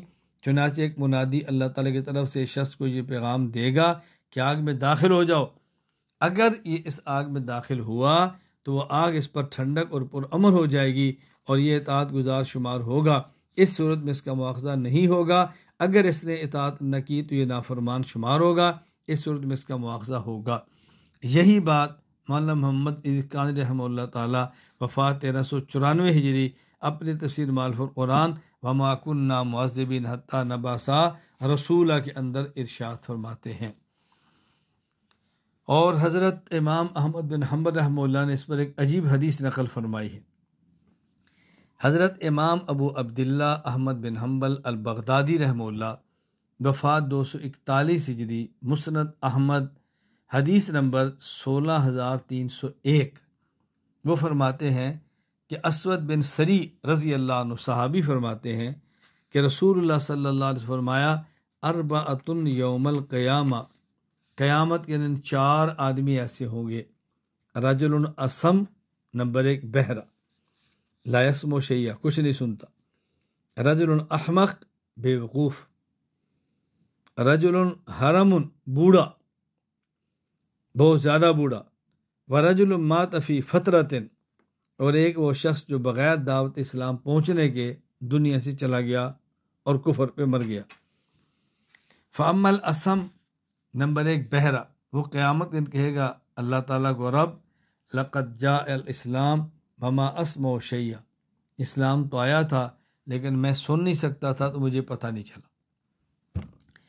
اما الاحمق، البتہ جو بے وقوف ہے وہ کہے گا رب لقد جاء الاسلام، اسلام تو آ گیا تھا، والصبیان یحذفونی بالبعر، اور میں ایسا پاگل تھا کہ بچے مجھے مینگنیاں مارتے، میں کھیلا کرتا تھا، مجھے تو پتہ ہی نہیں تھا کس چیز کا، عقل نہیں تھی میرے اندر۔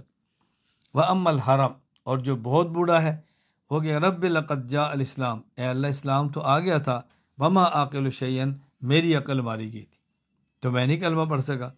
وَأَمَّا الَّذِي مَاتَ فِي الْفَتْرَةِ، اور وہ شخص جو دعوت اسلام پہنچے سے پہلے فوت ہو گیا، وہ کہ رب ما اتانی لک رسول، میرے پاس اے اللہ تیرا رسول ہی نہیں آیا تو میں کلمہ کیسے پڑھتا۔ حدیث میں ہے فَيَأْخُذُ مَوَاسِيقَهُمْ لَيُطِيعُنَّهُ فَيُرْسِلُ إِلَيْهِمْ أَنِ ادْخُلُوا النَّارَ، اللہ ان سے اب معاہدہ کرے گا اور ان سے وعدہ لے گا کہ تم میرا حکم مانو گے، کیونکہ ضرور مانیں گے، حکم ہوگا آگ میں جاؤ، وہ آگ کی طرف دوڑ پڑیں گے تو وہی آگ ان کے لیے ٹھنڈک بن جائے گی۔ فوالذی نفس محمد بیدی لو دخلوها لکانت علیہم بردم وسلاما، خدا کی بات مان کو جہنم کی طرف چلے گئے تو یہی جہنم ان کے لیے ٹھنڈک اور سلامتی والی بن جائے گی۔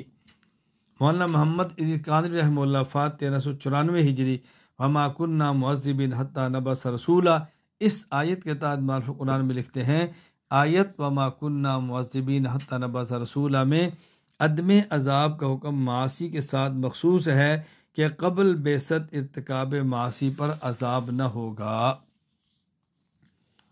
چوتھی صورت جو میں نے آپ کی خدمت، اسی طرح مفتی اعظم پاکستان مفتی محمد شفیع رحمہ اللہ وفات 1396 ہجری، وہ لکھتے ہیں معارف القرآن وما کنا معذبین حتی نبعث رسولا کے اندر عام معاصی اور گناہوں پر سزا بغیر دعوت و تبلیغ انبیاء کے نہیں ہوگی۔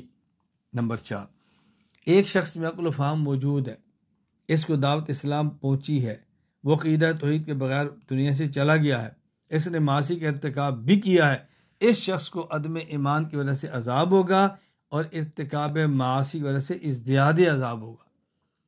دلیل سورۃ المدثر ما سلککم فی سقر، اہل ایمان جو اہل جنت ہوں گے اور کفار کو جانتے ہوں گے، آپس میں تعارف ہوگا، اور کفار جہنم میں ہوں گے، یہ اہل جنت پوچھیں گے ما سلککم فی سقر، تمہیں کس چیز نے جہنم میں ڈالا ہے؟ یہ کافر کہیں گے لم نک من المصلین، ہم نماز نہیں پڑھتے تھے، ولم نک نطعم المسکین، ہم مسکین کو کھانا نہیں کھلاتے تھے۔ سوال یہ ہے کہ بھائی نماز پڑھنا اور مسکین کو کھانا کھلانا تو مسلمان کے ذمہ ہے، یہ تو مسلمان تھے ہی نہیں، ان کو اس پر کیوں عذاب ہو رہا ہے؟ اس پر حکیم علومت مولانا شریف تھانی رحمہ اللہ وفات 1362 ہجری ما سلککم فی سقر کے تحت بیان القرآن میں لکھتے ہیں اس سے یہ لازم نہیں آتا کہ کفار مکلف بالفروع ہیں، یعنی کفار کو جو جہنم میں تکلیف ہو رہی ہے نماز نہ پڑھنے کی وجہ سے، اس کا مطلب یہ نہیں ہے کہ کافر نماز کا مکلف ہے، حالت کفر میں اس کو نماز پڑھنا ضروری ہے، یہ معنی نہیں۔ سقر میں دو چیزیں ہوئی، جہنم میں دو چیزیں، نمبر ایک تعذیب عذاب، نمبر دو زیادت تعذیب عذاب کا بڑھنا۔ دیکھیں نا، میں یہاں بیٹھا ہوں تو میری درسگاہ میں اب اے سی چل رہا ہے، ایک ہے اے سی کا ہونا اور ایک اے سی کا تیز ہونا، فرق ہے نا۔ ایک ہے کمرے میں ہیٹر کا ہونا اور ایک ہے ہیٹر کا تیز ہونا، ایک ہے جہنم میں عذاب ہونا اور ایک ہے عذاب کا تیز ہونا، کتنا فرق ہے، کتنا فرق ہے۔ یہ فرماتے ہیں پس ممکن ہے مجموعہ اعمال مذکورہ سبب ہو مجموعہ تعذیب اور زیادت تعذیب کا، ایک ہے کفر اور ایک ہے نماز نہ پڑھنا، یہ مجموعہ ہو گیا۔ اس سے دو چیزیں ملے گی، ایک جہنم میں جانا اور ایک جہنم میں جا کر عذاب کا تیز ہونا۔ اس طرح کے کفر اور تکذیب تو سبب ہو تعذیب کا کہ کفر کی وجہ سے تو ہوگا عذاب، اور ترک صلاۃ وغیرہ سبب ہو زیادت تعذیب کا، اور نماز نہ پڑھنے سے عذاب زیادہ ہوگا۔ اللہ اکبر۔ اور غیر مکلف بالفروع ہونے کا معنی یہ کہے جائیں گے ان فروع پر نفس تعذیب نہ ہوگی۔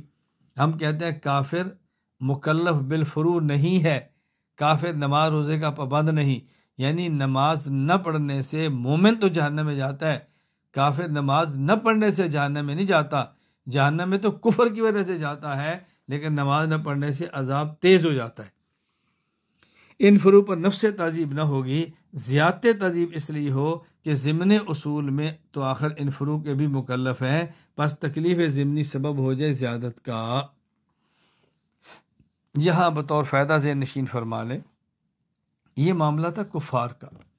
اگر کوئی مومن ہو اور گناہ نہ کرے اور مر جائے بغیر توبہ کے، قانون یہ ہے کہ اس کو سزا ملے گی، اللہ اپنے کرم سے معاف کر دے، کسی کی شفاعت سے معاف کر دے، اللہ کی مرضی ہے، قانون یہ ہے کہ سزا ملے گی۔ کون شخص مومن ہے، حالت ایمان پہ دنیا سے گیا ہے، گناہ کبیرہ کے ارتکاب کرتا تھا، بغیر توبہ کے مرا ہے، لیکن یہ گناہ کبیرہ کے ارتکاب اس لیے کرتا تھا کہ اس کے پاس شریعت کا علم نہیں تھا۔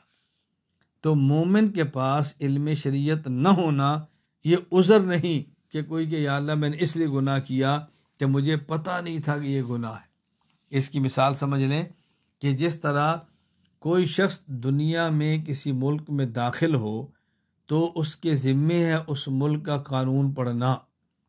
اگر کسی ملک میں داخل ہو جائے اور وہاں کا قانون نہ پڑھے اور قانون کے خلاف کام کرے، اس ملک کا قانون اس کو سزا دیتا ہے۔ اگر یہ بندہ کہے کہ جی مجھے تو اس ملک کے قانون کا پتہ نہیں تھا، وہ کہتے ہیں جب آپ اس ملک میں آئے ہیں تو اس قانون کو پڑھنا آپ کے ذمہ تھا نا، نہیں پڑھا تو آپ کا قصور ہے۔ اور اپنے ملک میں رہتے ہوئے بھی اگر کوئی بندہ یہ کہے کہ میں نے یہ اس لیے جرم کیا کہ مجھے پتہ نہیں تھا قانون کیا ہے، تو حاکم عدالت کبھی بھی اس بنیاد پر معاف نہیں کرتی کہ تجھے پتہ نہیں تھا، وہ کہتے نہیں پڑھنا تیرے ذمہ تھا۔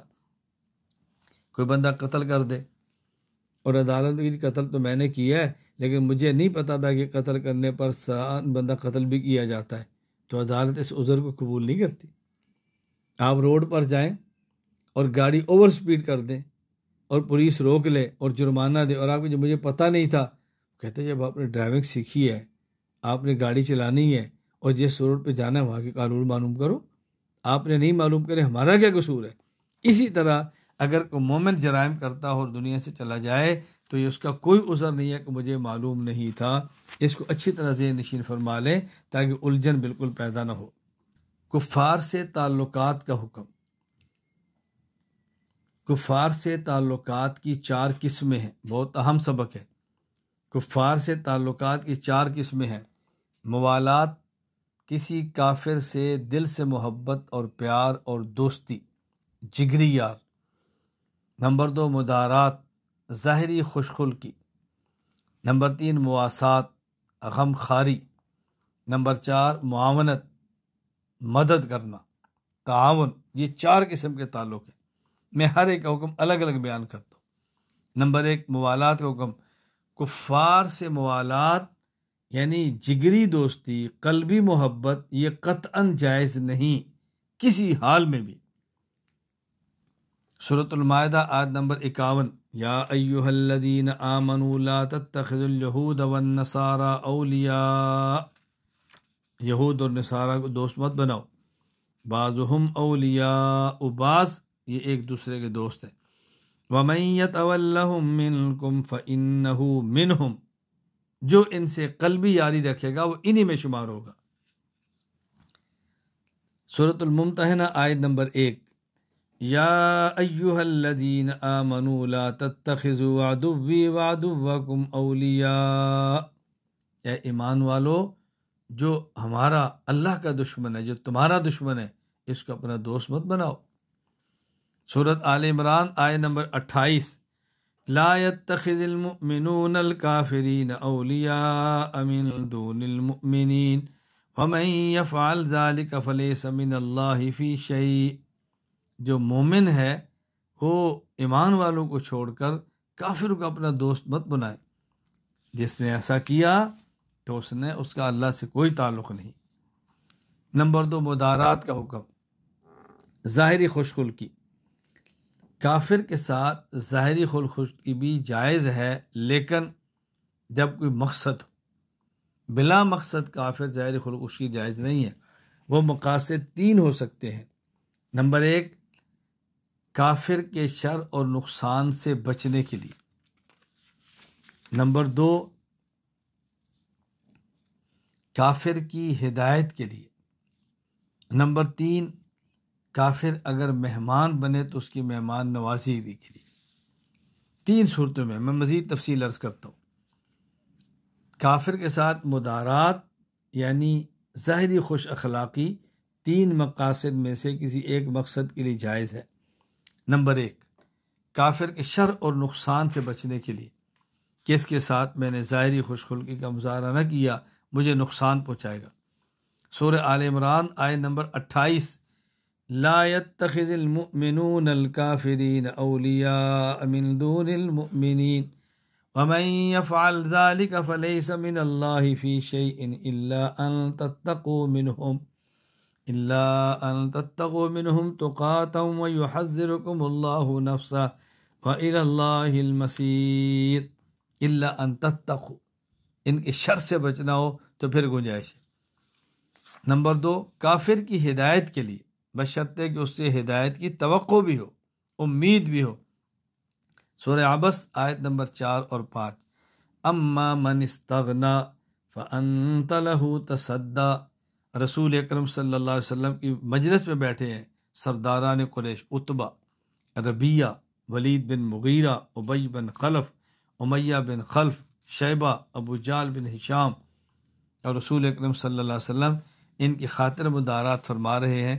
توقع تھی کہ یہ کلمہ پڑھ لیں گے۔ یہاں ایک سوال یہ ہے کہ جب رسول اللہ صلی اللہ علیہ وسلم ان کی خاطر مدارات فرما رہے تھے اور حضرت عبداللہ بن ام مکتوم نبی نے صحابی آئے، انہیں رسول اللہ صلی اللہ علیہ وسلم کو آوازیں دیں اور آپ نے ان پر توجہ نہیں فرمائی، ان کفار پہ توجہ دی، تو اللہ نے اپنے پیغمبر کو تنبیہ فرمائی، اللہ نے اپنے نبی کو ڈانٹ دیا کہ آپ نے ایسا کیوں کیا ہے؟ اگر یہ عمل ٹھیک ہوتا تو تنبیہ کس بات کی ہے؟ بات سمجھیں، رسول اکرم صلی اللہ علیہ وسلم کو جو اللہ کی طرف سے عتاب آیا وہ اس بات پہ نہیں تھا کہ آپ کفار کا خیال فرما کے دعوت کیوں دے رہے ہیں، وہ اس بات پہ تھا کہ یہ غیر ہیں اور عبداللہ بن ام مکتوم نبینا یہ اپنا ہے، یہ طلب لے کر آیا ہے، یہ سمجھنا چاہتا ہے اور ان سے توقع ہے ہو سکتا ہے قبول کر لیں، تو توقع کی بنیاد پر یقینی نفع کو آپ نے چھوڑا ہے، آپ کو ایسا نہیں کرنا چاہیے۔ یہ رسول اکرم صلی اللہ علیہ وسلم کا اپنا ذوق اور آپ کا اجتہاد تھا۔ آج بیٹھے ہیں نا، پتہ نہیں کبھی آئیں یا نہ آئیں۔ عبداللہ بن مکتوم تو پھر بھی آ جائیں گے، میں تو میرے گھر کا فرد ہے، پھر بھی بات کر لوں گا۔ اللہ نے فرمایا ایسا نہیں کرنا، اپنوں کا خیال پہلے کرو۔ اگر کافر مہمان ہو تو اس کے اکرام کے لیے، صحیح بخاری حدیث 6138، حضرت ابو ہریرہ رضی اللہ تعالیٰ فرماتے ہیں رسول اللہ صلی اللہ علیہ وسلم فرمایا، من کان یؤمن باللہ والیوم الآخر فلیکرم ضیفہ، تو اللہ اور قیامت کے دن پر ایمان رکھتا ہے، مہمان کو عزت دے، مہمان نوازی کرے۔ اللہ اکبر، مہمان کو عزت دے، مہمان نوازی کرے۔ میں کبھی کہا کرتا ہوں الفاظ پہ غور کریں۔ رسول اللہ صلی اللہ علیہ وسلم یہ نہیں فرما رہے کہ جو مہمان آئے تو اس مہمان کو کھانا کھلاؤ، مہمان آئے تو پانی پلاؤ۔ فرمایا مہمان آئے تو اس کو عزت دو۔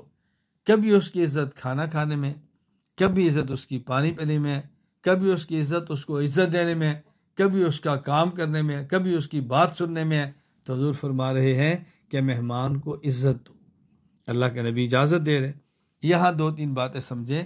پہلی بات کہ یہ فرمایا من کان یؤمن باللہ والیوم الآخر فلیکرم ضیفا، مہمان مسلمان ہو یا کافر، اہل سنت ہو یا اہل بدعت، عمومی بات فرمائے۔ دوسری بات سمجھیں، اگر آنے والا مہمان یہ مقتدا ہو اور اس کی مہمان نوازی سے باہر عوام میں غلط تاثر جاتا ہو اور اس کی حمایت کا تاثر ابھرتا ہو تو پھر اس کی مہمان نوازی کی بھی اجازت نہیں ہے۔ نمبر 3، کافر کے ساتھ مدارات ظاہری خلخشکی جائز ہے، لیکن کب؟ اس کے لیے نمبر 1، اس کافر سے مال اور عزت مقصود نہ ہو۔ نمبر 2، اس سے دینی ضرر اور نقصان ہونے کا خدشہ نہ ہو۔ اگر مال اور عزت مقصود ہے تو پھر جائز نہیں ہے، اپنے دنیاوی غرض کے لیے جائز نہیں ہے۔ اسی طرح اگر اس میں دینی ضرر اور نقصان کا اندیشہ ہو تب بھی ظاہری اس کے ساتھ خوش خلقی کرنا جائز نہیں ہے۔ سورۃ النساء آیت نمبر 139، الذین یتخذون الکافرین اولیاء من دون المؤمنین ایبتغون عندهم العزہ فإن العزۃ للہ جمیعا۔ پھر میں تم ان منافقین سے پیار کرتے ہو عزت دینے کے لیے، عزت اللہ کے ہاں سے ملتی ہے، عزت کہیں اور سے تمہیں نہیں مل سکتی۔ مواسات، غم خاری، بیمار ہو بیمار پرسی، مر جائیں تعزیت، کوئی پریشانی ہو تسلی، یہ جائز ہے، لیکن ایسے کفار کے ساتھ کہ جن سے جنگ نہ ہو۔ اگر جنگ ہو، لڑائی ہو، ٹکر ہو تو پھر ان کے ساتھ بیمار پرسیاں کرنا بھی ٹھیک نہیں۔ حضرت امام ابو عبداللہ محمد بن اسماعیل بخاری رحمہ اللہ، وفات 256 ہجری، صحیح بخاری حدیث نمبر 5657 نقل فرماتے ہیں ان غلاما لیہود کان یخدم النبی صلی اللہ علیہ وسلم۔ حضرت انس بن مالک رضی اللہ عنہ فرماتے ہیں ایک یہودی بچہ رسول اللہ علیہ وسلم کی خدمت کرتا تھا، فمرض فاتاہ، وہ بیمار ہو گیا، حضور خود اس کے پاس آئے صلی اللہ علیہ وسلم، یعودہ، وہ آپ نے بیمار پرسی فرمائی، فرمایا اسلم، کلمہ پڑھ لے، فاسلم، اس بچے نے کلمہ بھی پڑھ لیا۔ اللہ اکبر۔ ملا علی بن سلطان محمد القاری الحنفی رحمہ اللہ، وفات 1014 ہجری، مرقات المفادی شرح مشکات المصابی باب عیادت المریض میں فرماتے ہیں فیہ دلالت علی جواز عیادت ذمی۔ اس سے معلوم ہوا کہ ذمی کافر کی بیمار پرسی کرنا جائز ہے۔ اسی طرح علامہ محمد امین بن عمر ابن عابدین شامی رحمہ اللہ، وفات 1252 ہجری، رد المختار فتاوی شامیہ میں لکھتے ہیں جار یہودی او مجوسی مات ابن اللہ او قریب، پڑوسی یہودی ہے یا پڑوسی مجوسی ہے، اس کا بیٹا یا کوئی قریبی رشتہ دار مر گیا، ینبغی ان یعزیہ، تو اس کی تعزیت کرنا جائز ہے۔ اخلف اللہ علیہ خیر من، اور کیا کہ یہ جو مر گیا ہے اللہ اس سے بہتر تمہیں دے دے، اور کیا کہ اصلحک، اس کا معنی اللہ تمہاری خیر خواہ ہو جائے، اللہ تمہیں بہترین بدلہ دے دے۔ کیا مطلب؟ اللہ اسلام کی تمہیں توفیق دے دے، یہ نیت کرے، یعنی رزقک الاسلام ورزقک ولدا مسلما، اللہ تمہیں اسلام کی توفیق دے اور اللہ تمہیں مسلمان بیٹا دے دے۔ وہ چلا گیا، اللہ تمہیں کو مسلمان بیٹا دے دے۔ یہاں ایک بات سمجھ لیں، ایک ہے جانے والا میت، ایک ہے جن کا گیا ہے اہل میت، میت کی ضرورت اصال ثواب ہے، اہل میت کی ضرورت تعزیت ہے، اس لیے جو مر گیا کافر اس کے لیے اصال ثواب تو نہیں کر سکتے، ہاں جو زندہ ہے اور کافر ہے اس سے تعزیت کر سکتے ہیں کہ تعزیت سے مقصود ہے تسلی دینا، وہ جنگجو مقابل نہیں تو کافر کو بھی دے سکتے ہیں۔ سورہ توبہ آیت نمبر 84، وَلَا تُصَلِّ عَلَىٰ أَحَدٍ مِّنْهُمْ مَاتَ أَبَدًا وَلَا تَقُمْ عَلَىٰ قَبْرِهِ، جب یہ کفر پہ کوئی بندہ مر جائے اس وقت اس کی جنازے کی نماز مت پڑھو۔ جنازے کی نماز بھی جائز نہیں، اس کے لیے دعا کرنا بھی جائز نہیں، مرے ہوئے کافر کے لیے استغفار کرنا بھی جائز نہیں۔ علامہ سید محمود علوسی رحمہ اللہ وفات 1270 ہجری تفسیر الحلمانی میں فرماتے ہیں والمراد من الصلاۃ المنہی عنہا صلاۃ المیت، یہ جو کہا جاتا ہے کہ اس کافر پر نماز نہ پڑھو، اس سے مراد نماز جنازہ ہے، وہ متضمنۃ للدعاء والاستغفار والاستشفاء، اس میں دعا بھی ہے، استغفار بھی ہے اور اللہ سے اس کی سفارش بھی ہے، اور کافر جو مر جائے کفر پہ اس کے لیے تینوں میں سے کوئی بھی جائز نہیں۔ نمبر 4 معاونت کا حکم، یعنی کفار کی مدد کرنا، کفار سے تعاون کرنا، اگر یہ جنگجو نہیں، اسلام کے لیے نقصان دہ نہیں تو عام کافر ہے تو اس کے تعاون اور مدد کی گنجائش ہے، اگر اسلام دشمن اور مخالف اور جنگ میں ہو تو پھر اس کی مدد کرنا جائز نہیں ہے۔ سورۃ الممتحنہ آیت نمبر 8 اور 9، لا ينهاكم الله عن الذين لم يقاتلوكم في الدين ولم يخرجوكم من دياركم ان تبروهم وتقسطوا اليهم ان اللہ يحب المقسطین۔ سبحان اللہ، وہ کافر جو تم سے لڑتے نہیں ہیں، تمہیں گھروں سے نکالتے نہیں ہیں، تم ان کے ساتھ نیکی کر لو، انصاف کر لو تو جائز ہے۔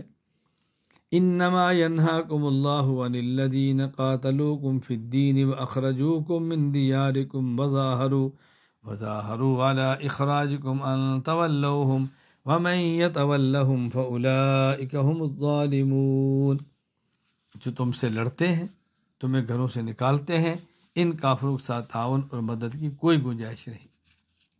یہ سوال یہ ہے، اللہ تعالیٰ فرماتے ہیں کہ جو کافر تم سے جنگ نہیں کرتے ان سے نیکی اور انصاف کر سکتے ہو۔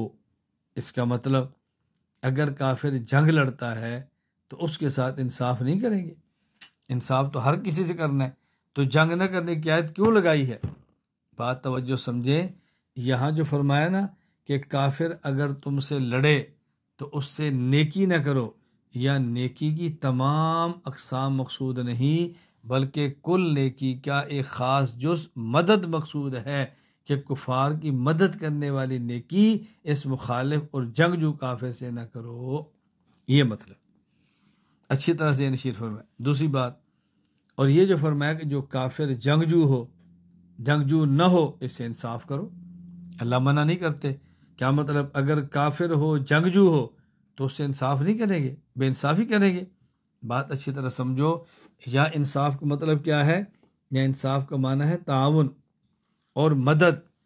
عرف میں اپنوں اور غیروں کی مدد کرنے والے کو انصاف پسند کہتے ہیں، یہ بندہ بڑا انصاف پسند ہے، یہ ہمیشہ ہر کسی کی مدد کرتا ہے، اپنا ہو یا غیر، بھائی کہہ دیا جاتا ہے۔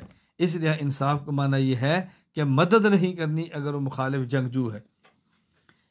پھر اللہ تعالیٰ نے فرمایا وَمَن يَتَوَلَّهُمْ، یہ جو آیت ہے نا، یہ آیت سمجھانے، وَمَن يَتَوَلَّهُمْ فَأُولَٰئِكَ هُمُ الظَّالِمُونَ۔ سبحان اللہ، ہم دلیل یہ دے رہے ہیں کہ کافر کی مدد کرنا جائز نہیں، اور آیت میں کیا ہے کہ جو کافر سے دلی تعلق رکھتا ہے یہ جائز نہیں۔